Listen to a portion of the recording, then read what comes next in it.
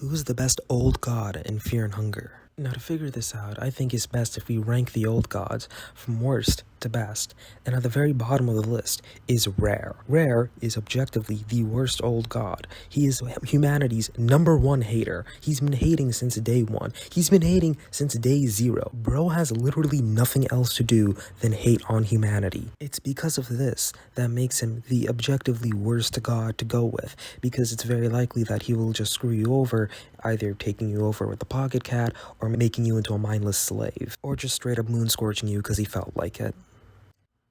Just after Rare is the God of the Depths, and there really isn't much to say. By the time the first game even starts, he's long gone. He's basically just a bloated corpse that's waiting to explode with the new God of Fear and Hunger inside. Another reason is much more of my personal headcanon than it is in the lore, but I think the God of the Depths is actually really chill. He's the only remnant of one of the old gods who does not fight you at all. Even when you tear apart his horse, he doesn't engage in a boss fight with you, he just kind of lets you do it. Now, this is most likely due to him being gone for so long that his remnants are almost entirely faded out of reality. But I personally like to think it's because he's just chill like that, you know?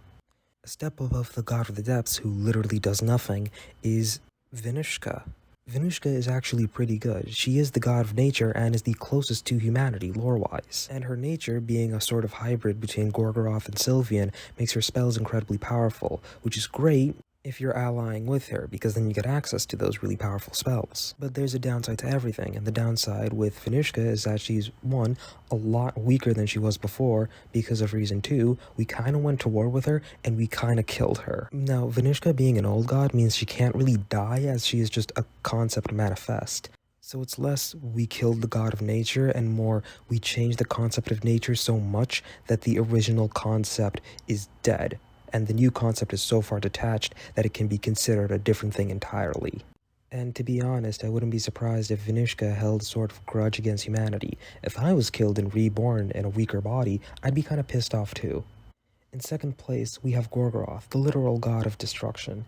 One of the biggest benefits of allying with Gorgoroth is that you get access to the most powerful spells objectively. He is a god of destruction, and naturally, his spells are going to be the most destructive, the most powerful in that manner. Also, unlike Venushka, you can be assured of his existence. There's no way the concept of destruction is going to die or change in a drastic way soon. Of course, one of the biggest downsides of going with Gorgoroth is that you're going with Gorgoroth.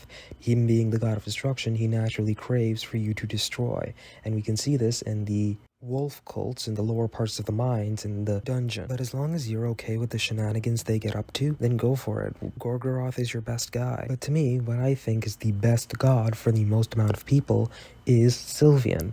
For one, Sylvian has healing magic, and I'm pretty sure for most people, the idea of healing damage is much better than doing offense. There are a lot more moments in life where you need to heal yourself than you have to hurt others. Another benefit is that unlike any of the other gods, she actually does something, unlike the God of the Depths, and she has no urge to hurt humanity.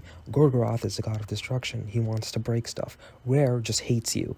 Venushka is still mad about that whole murder thing. Sylvian, though, she's just kinda disappointed that you don't love her as much as she loves you, which you can easily fix by just being a better person. Like, come on, bro, she literally made you. Because of that, Sylvian isn't all too demanding in what she requires from you. To mention the biggest reason why she's so high up on the list, literally at the very top, is because of how easy it is to conduct Sylvian worship. No need for sigils or esoteric blood rituals. Just put on a mask and do that thing humans like to do. Anyways, that's it. That's the video. We still doing that Mink Chicken review at 1K, so, just stick around for that. And, yeah, later.